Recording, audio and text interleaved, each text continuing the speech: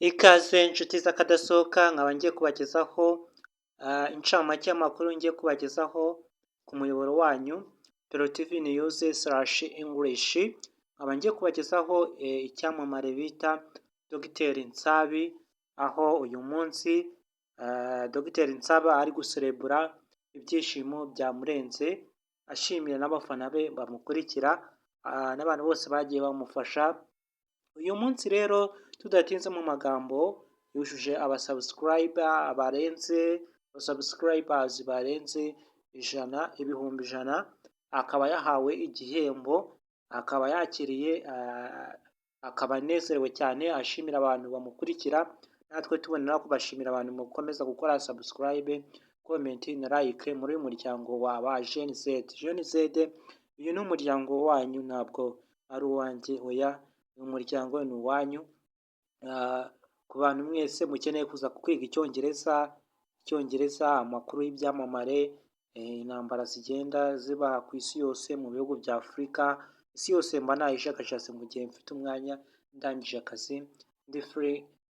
Ntabwo mba nicara, mba mbatekerezaho, nkabagezaho amakuru atandukanye, utuntu nk'utwo, udukuru dusekeje. Ngiye kubagezaho n'akandi gakuru gasekeje, n'akaplodinze gashoti video ariko ntabwo kagaragaye neza. Okay, nako ndaje nkabagezaho mbabwira ngo Dr Nsabi yashimiye uwo bita Yago. Muramuzi, abantu bakomeje kumwamamaza ngo ni umugiranabi, aho yahunze kubera agatsiko, niba ari agatsiko k'abahanzi bagenzi be mu gihugu cy'u Rwanda. Ibyo byakomeje gucicikana no guca inkuru.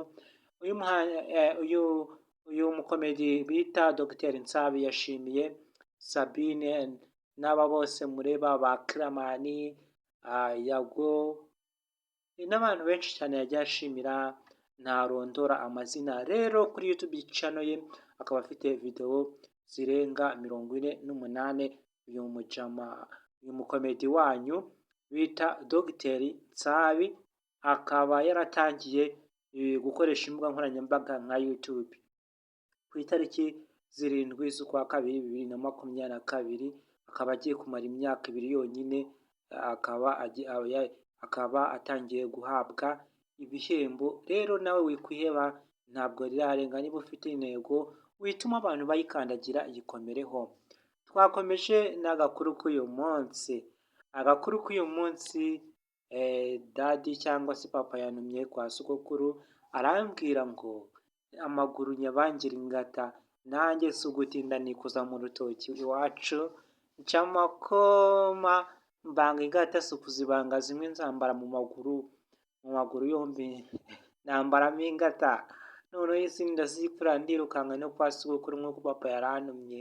Ngezeyo sogokuru ambonye, wa mwana we, wasaze ko wambaye amakoma, ingata zibanze mu makoma, abandi bambara ingata mu maguru.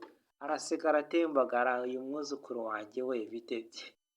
Araseka aratembagara, nuko mutekereje ibyanjye ko papa yambwiye ngo nza hano kwa sogokuru, ngo nza hano kukureba amaguru n'ayabangiye ingata. Ntabwo nari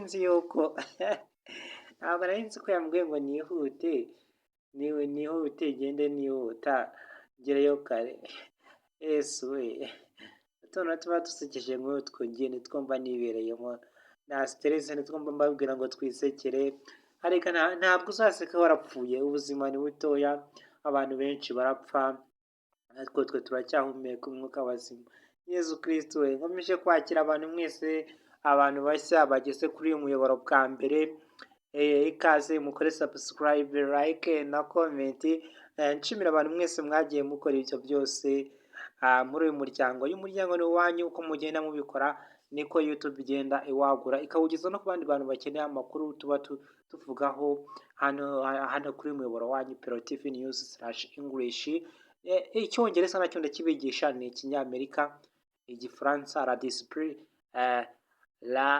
discipline et la clé de toute réussite. La discipline est la clé de toute réussite. Ibintu nk'ibyo mbamba bibanyuramo. Icyongereza kwiga ni uguhozaho. Umuntu ashobora kukubaza ikintu wari uzi ntukimenye, kandi acyanditse wakimenya.